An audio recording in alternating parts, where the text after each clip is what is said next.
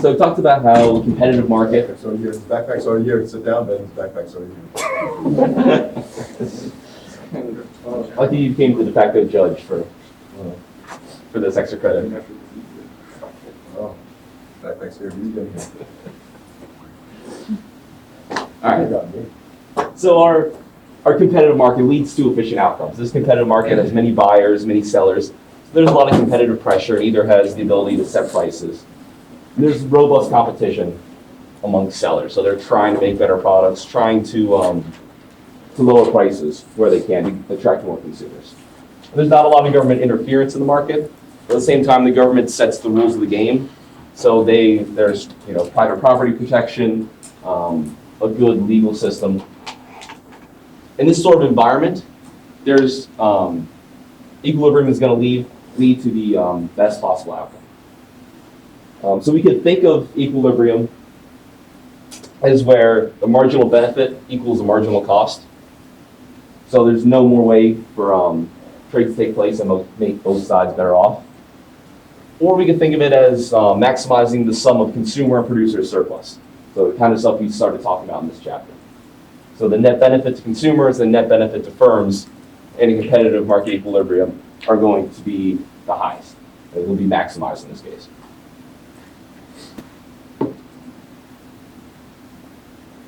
So we'll quickly look at marginal benefit and marginal cost at a competitive equilibrium. So your demand curve here is going to be the marginal benefit to consumers for each additional, in this case we're talking about the tea market still. So for each additional cup of tea that they drink, that's their marginal benefit. And the supply curve is the marginal cost of the firm of producing the next cup of tea. So our equilibrium here, the price equals $2, and the quantity bought and sold is going to be 15,000 cups per day. At that point, the marginal benefit to consumers is going to be $2, and the marginal cost to producers is going to be $2. So we'll end up with marginal benefit equaling marginal cost.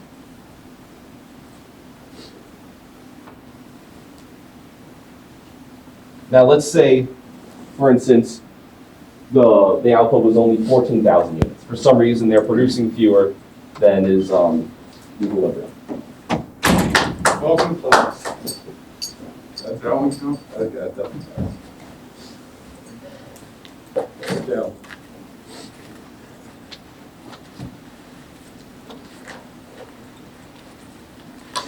I like this. At least get some energy in the morning. It's 9 o'clock. We're still struggling to wake up. I understand it.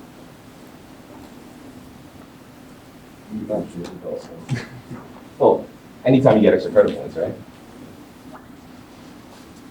So if firms are producing 14,000 units, right here, the marginal cost of production for firms is going to be 14,000 units across that supply curve, so $1.80. The marginal benefit to consumers is going to be at this quantity up on the demand curve. So up here in this case, it'll be $2.20. So that 14,000th cup of tea for consumers, they're getting $2.20 of marginal benefit. And it's only costing firms $1.80 to make that next cup.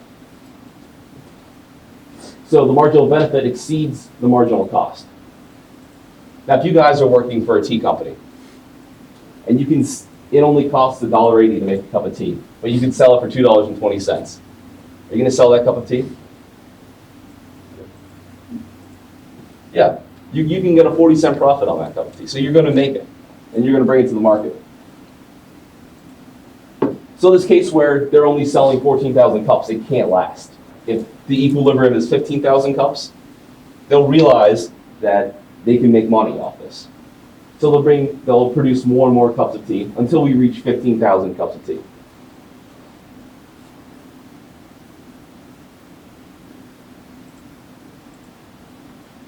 So as they increase their production and they move along the supply curve from 14 to 15,000, the marginal cost is going to increase and the marginal benefit to consumers is going to decrease until we reach that 15,000th cup where the marginal benefit equals the marginal cost at $2. So in the long run, we're not going to see persistent shortages take place because firms are able to produce more at a profit because they know when they're able to see that the marginal benefit exceeds the marginal cost. When they're selling at a price of $2.20, it's only costing them $1.80 to make it. They'll begin producing more and more until they reach that $2 equilibrium.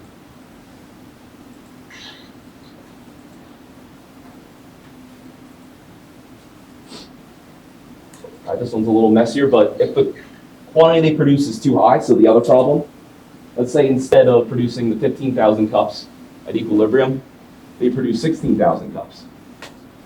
The marginal benefit from the point of the supply curve at 16,000 cups is $2.20. So the marginal cost, $2.20.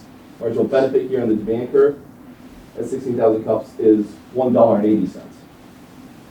So when they're producing that 16,000 cup of coffee or cup of tea, it's costing them $2.20, but they can only get $1.80 back.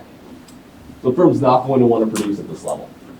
It's not going to be worth it for them because they're not going to be able to get back the cost that they're putting into it.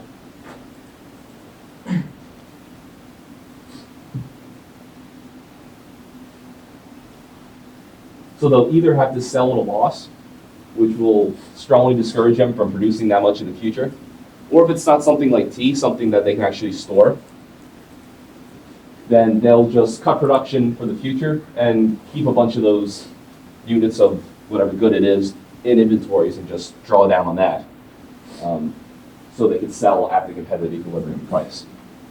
So they can, make enough money back, or at least some of that money back.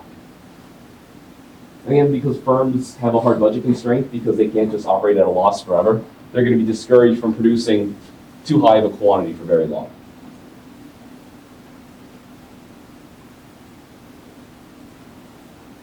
So only at that equilibrium quantity where the last unit that's being produced, in this case the 15,000 unit, is valued by producers and consumers equally. So at that equilibrium price, that's the marginal benefit to consumers, the marginal cost to producers. That's where we have the greatest level of economic efficiency. That's the goal, that's where we want to be. There's no wasted resources, there's no potential gains from producing more.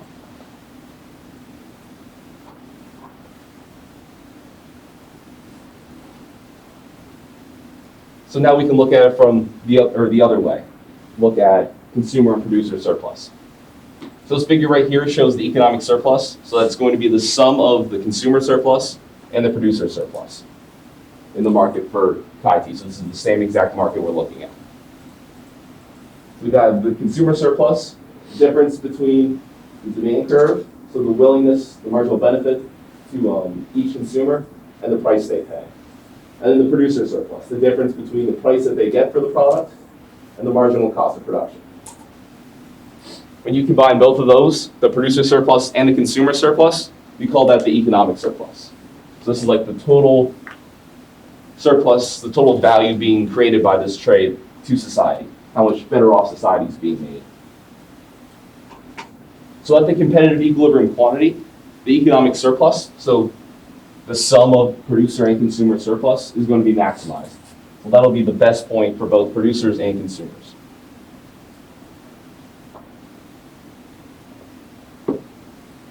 So these two different concepts, whether you're looking at marginal benefit, marginal cost, or whether you're looking at producer and consumer surplus, are going to lead you to the same level of output.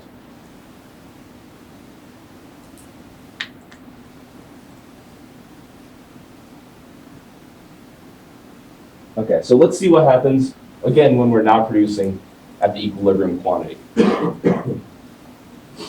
So let's say, again, we're producing 14,000 cups. So we're away from equilibrium. Initially, if we're at equilibrium, 15,000 cups at $2 a piece, A, B, and C, so everything above that price, is consumer surplus. And D and E, everything below that price, is producer surplus. So if we're producing 14,000 cups, price of Thai tea is going to be up here at the demand curve, so it'll be $2.20. Consumer surplus ends up being above the price and below the demand curve, so literally just A up here. So instead of being A, B, and C at equilibrium, consumers are now worse off. They're only getting that increased value. Now producers are going to get below the price and above the supply curve. So they're going to get this area B and area D. Now they're only getting those two because they're only selling 14,000 units. So it's as if those don't exist right now.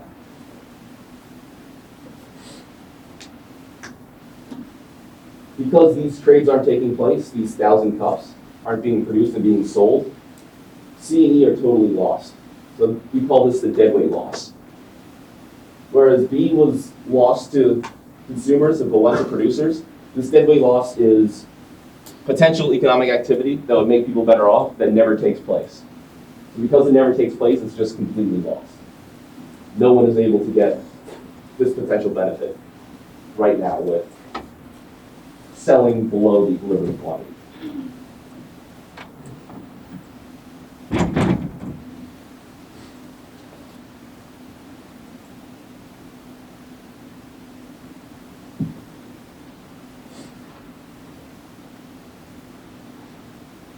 So in this case, you can think of producers are benefiting at the expense of consumers. They're capturing some of consumers' surplus because they're selling below the equilibrium quantity.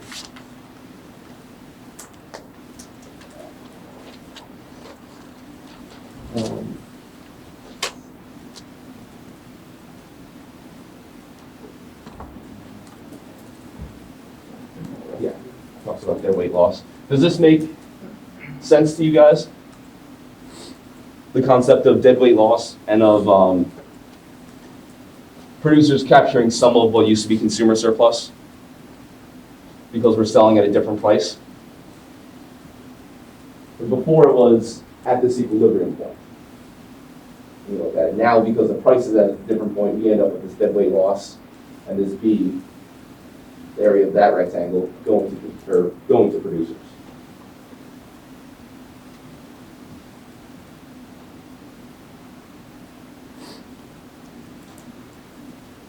And we can also think of this dead weight loss as the amount of inefficiency in an economy. Because it's efficient when we're producing at equilibrium. So there's zero dead weight loss when we're at that efficient point in equilibrium. So if we have dead weight loss, it is the inefficiency. It's preventing us from the difference between being at that efficient point and being in this suboptimal world.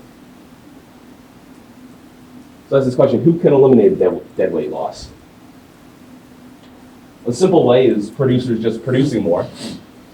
Again, realizing that they can make themselves better off by increasing their production. In other cases, it's a role, again, for entrepreneurs to step in. They realize, hey, there's this need not being met. There's something wrong with society. If they can figure out a way to increase production or to do something to get more people, in this case, those cups of tea that they want, they can help eliminate that dead weight loss.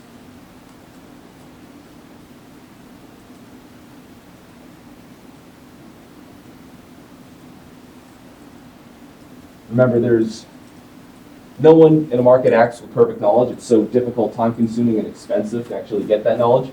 People have to make do with imperfect knowledge. And this lack of knowledge often leaves the market in disequilibrium. So entrepreneurs, when they're able to satisfy consumer wants and needs, helps move us towards that equilibrium. So it helps eliminate that dead weight loss, get us to a more efficient place.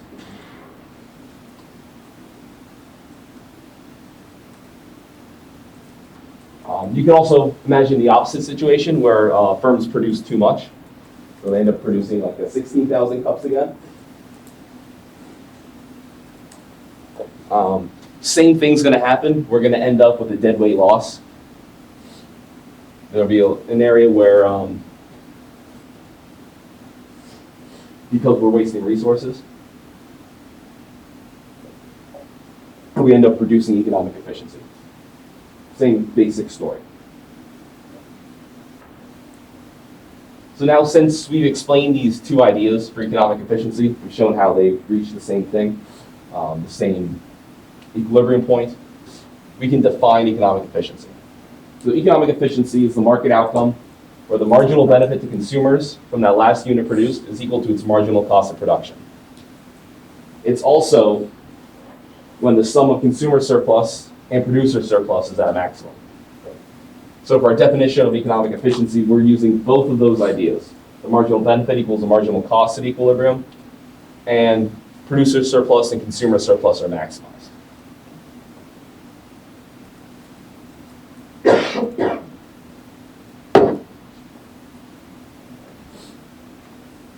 The marginal benefit equals the marginal cost idea helps show that, highlights Adam Smith's invisible hand, that there's these incentives that push the market towards equilibrium. And the consumer and producer surplus shows that this gives us the best or the greatest benefit to society, that we're improving welfare by the most because both producers and consumers are as well off as they can be at this equilibrium. So it just kind of shows the two different things that are going on, the two different approaches to look at market outcomes.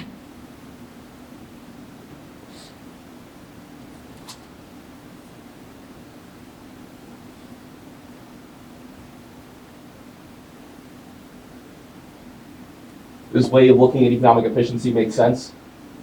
It's maximizing producer and consumer surplus and looking at marginal benefit equaling marginal cost.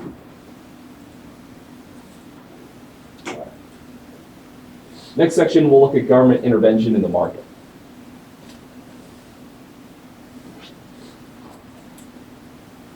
So far looking at economic efficiency. Obviously, there's a lot of other metrics that you can look at, like how well a society is doing. But as far as economic efficiency is concerned, society is at its best off. So we've maximized all the welfare for people in society when we have this competitive market equilibrium. I should note, this is not every single individual being as best as they can possibly be. This is overall society being maximized. So the total benefit might be at its highest at equilibrium, but individuals can always make themselves better off by harming others.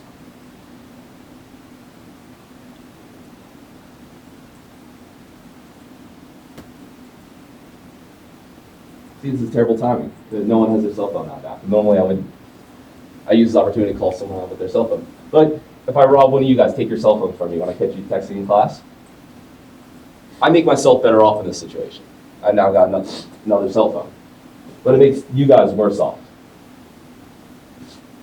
So it's always possible to make people better off from this competitive market equilibrium. But when you do that, you can only do it by harming someone else, making them worse off. So society ends up being worse off than they were before.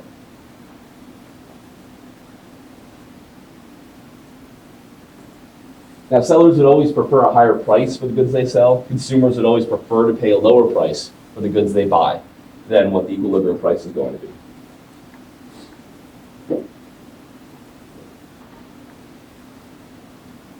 But in this equilibrium, we have both consumers and producers as well off as possible.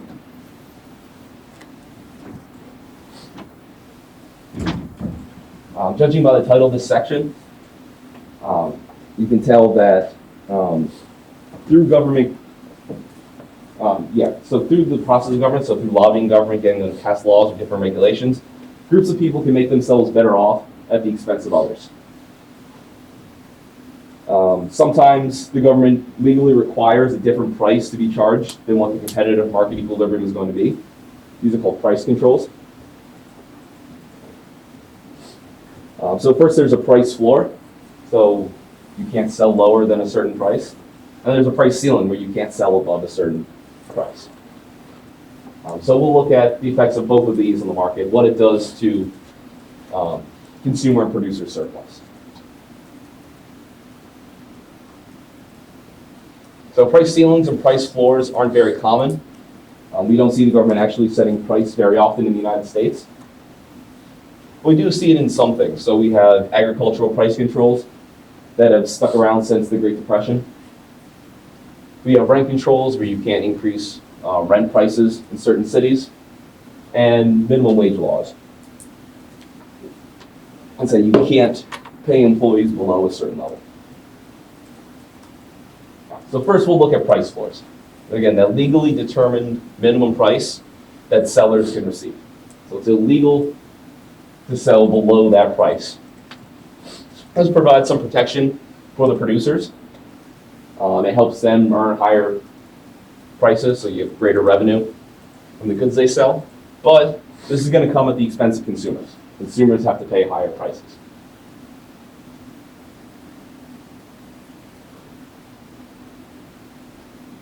One of the clearest examples is looking at the effect of the price floor in the wheat market.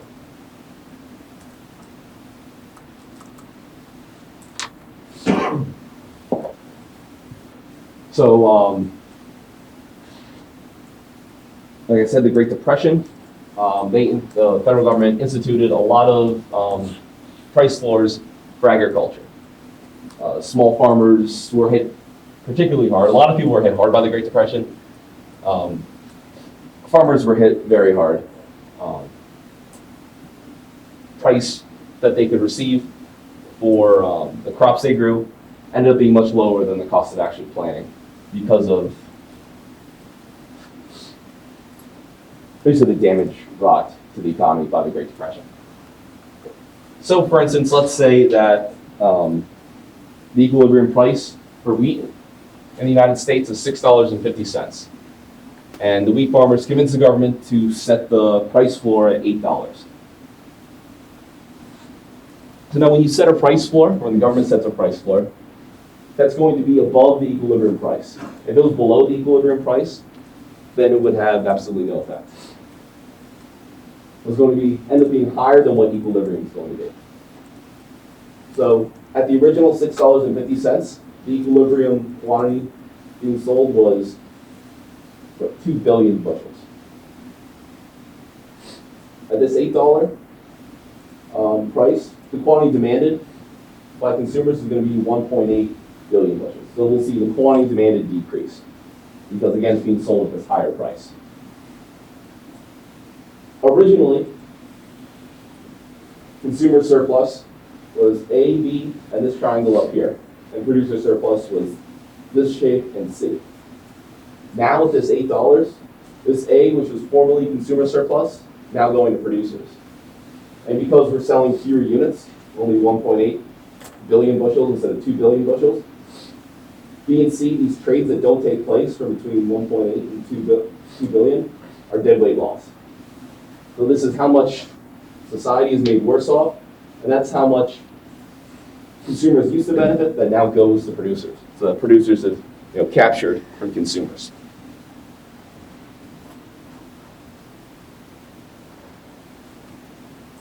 But not just are we transferring that consumer surplus to producers and having deadweight loss in the economy and less meat being eaten.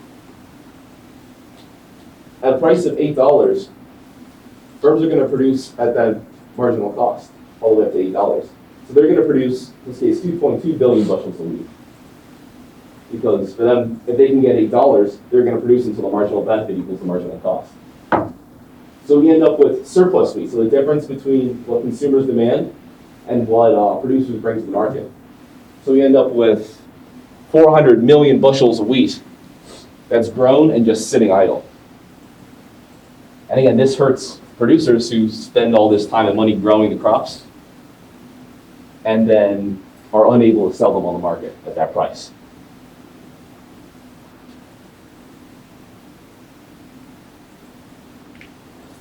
So what do we do with that extra wheat? Obviously, you have to do something for the farmers because they're legally not allowed to sell it at a lower price. You can't store wheat and sell it next year, produce less next year. So there's a few things they can do. The government can buy it, so they can buy it at that inflated price, which then just encourages growing more extra wheat next year. And again, the more wheat you're growing, the less you're growing other crops that maybe don't have the price control that consumers would want if we're not messing around with how much money producers can get for the crops. If the government also pay farmers to let their fields lay fallow, so they say don't grow, I don't know, you say you have a 100-acre farm, they say only plant like 96 acres, again, to reduce the surplus. So that way farmers aren't growing too much compared to what people want to buy. In the Great Depression, they would actually pay for those crops and then just destroy them. So while people are like standing in bread lines, like, unable to get food, the government's buying and destroying food in other parts of the country. It becomes very difficult, and there's really no good choices to get yourself out of this situation where where you have a price floor that's encouraging a surplus.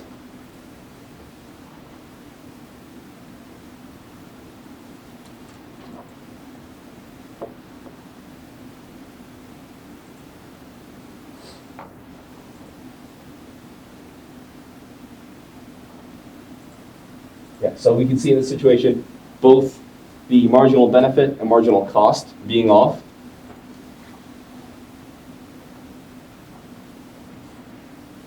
And we have dead weight loss, so we don't have that. We have the maximized economic efficiency. Both of those are off in this situation. Next, we have minimum wage laws. So this is another price floor. This is in the labor market. So when we think of the labor market, we think of workers as the producers. They're the ones, they're selling their labor to firms. And the firms are the consumers. They have the demand for workers, and they're actually the ones paying the workers. So obviously, those that support minimum wage see it as a way to increase the incomes of low-skilled workers. But then you have opponents on the other side arguing that results in fewer jobs for people because you now increase the costs of hiring labor. So if the minimum wage does decrease employment, then it's going to result in a dead weight loss for society. It'll make society overall worse off than it was before. Okay.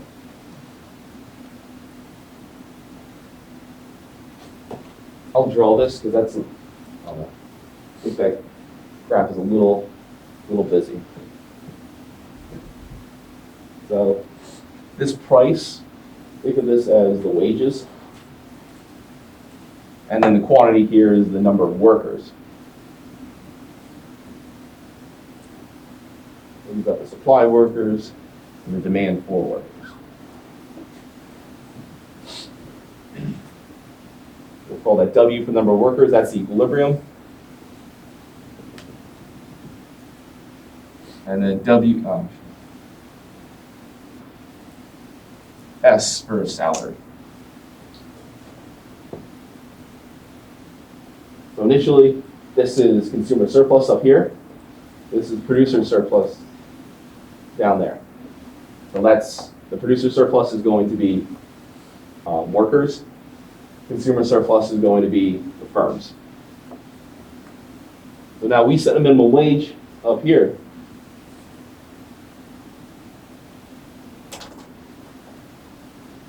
It's going to be above the equilibrium wage. What we end up is less demand. So businesses, because the cost of labor is now increased, they're going to want to hire fewer workers.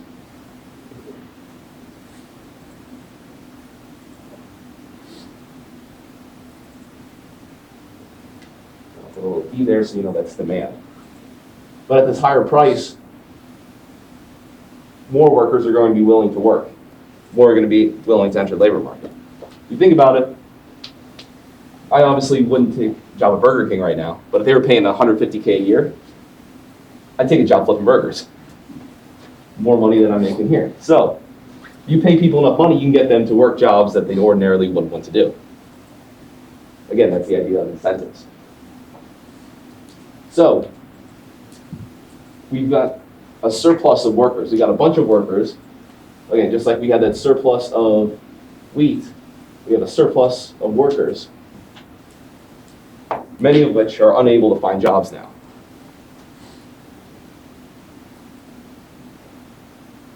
So we end up with a reduction in employment from W star to WD. But those workers that are working do get higher wages. They go from this salary, equilibrium salary, to this new, whatever minimum wage is at.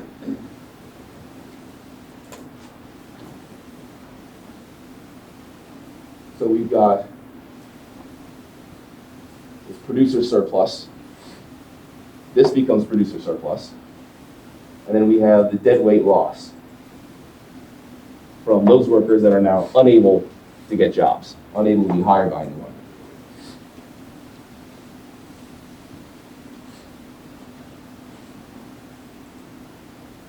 Now, this is all good in theory, and it's you can draw anything on the blackboard and make it look good. Do you guys think this actually happens? How accurate do you think this simplistic model is?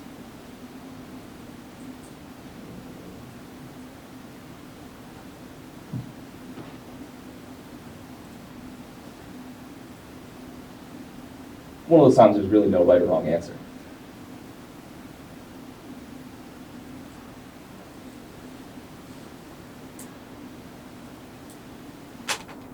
Like one of those that makes intuitive sense. Okay, you increase the cost of labor, there's going to be less labor.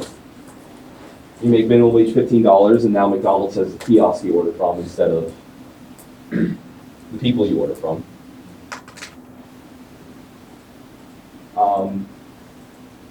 According Kruger, two economists, did a study on New Jersey's minimum wage law. They increased their minimum wage, like 20 years ago now. So they compared New Jersey and Eastern Pennsylvania, because Eastern Pennsylvania didn't increase the minimum wage. And they found very, very small effects, like basically negligible effect on employment. Even though there was this, $3, $4 increase in minimum wage per hour, wasn't a big difference.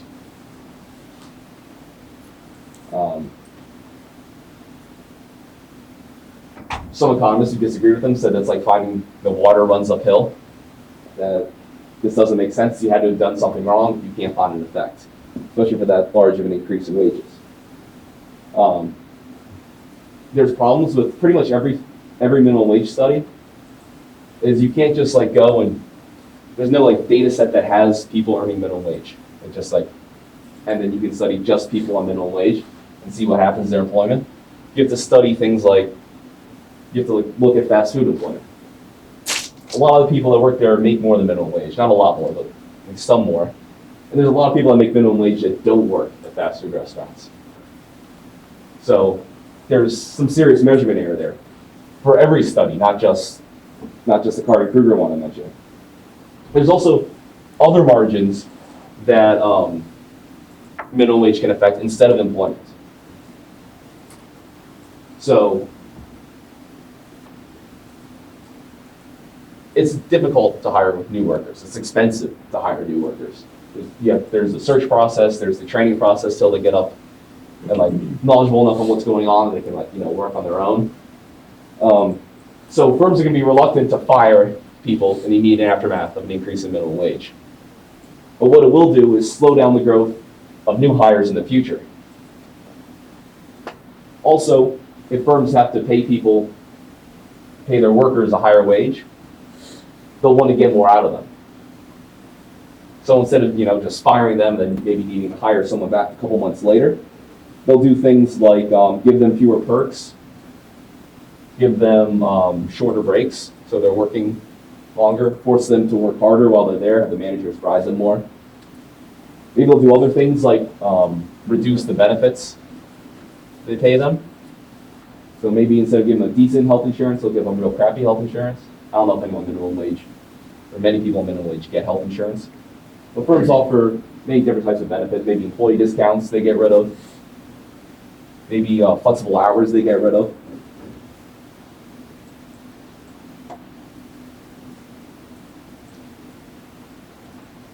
So while it's very likely, at least in the short term, you're going to see at least some of this decrease, although it may take a while. Those firms, instead of firing, just slow their new hiring. But we are going to see you increase the cost for firms of hiring people and having more workers, they're going to have fewer workers.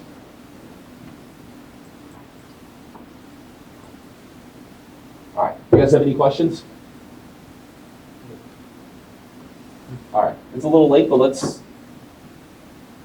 take a break for like a random question or something to talk about, recharge our batteries.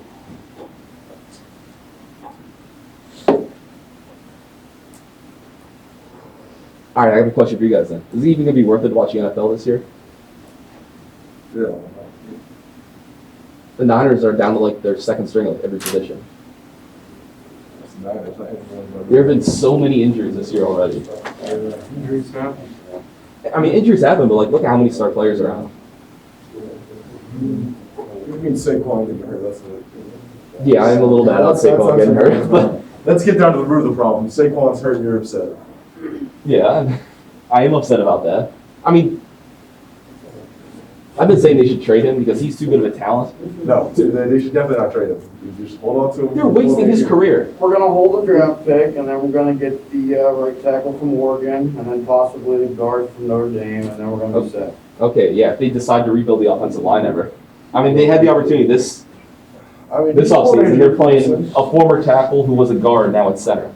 Yeah, but they got a Georgia left tackle, he's doing well. How's the fantasy team looking? Not very good. I won it this week, but my opponent has like 75 points. And it's a PPR league, so it's like really bad. So I got lucky. Will Fuller did nothing. Gronk didn't do anything.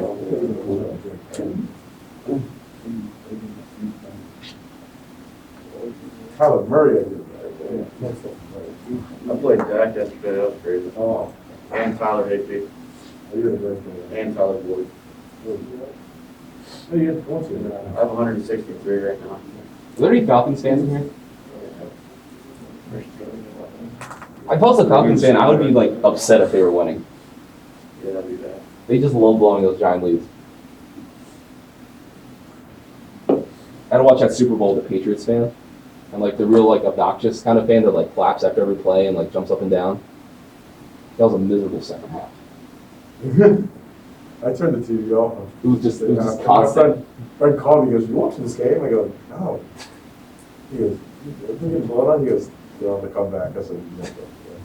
Cam did a lot better than I thought he would. Yeah, I'm kind of shocked by that. Like the injuries and everything, he's had a rough 2 seasons leading up to this. Yeah.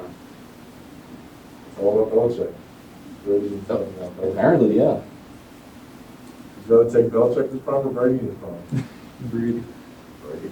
I don't know, Belichick's prime is like, he's a coach, so what, 20, 25 years? Yeah. Oh, Brady, his prime's been like 20 years. Yeah, All right. Well, there's like 5 minutes left of class and there's not enough time to like start the next one. Next, we're going to talk about rent control, so price ceilings. Yeah, all those kids.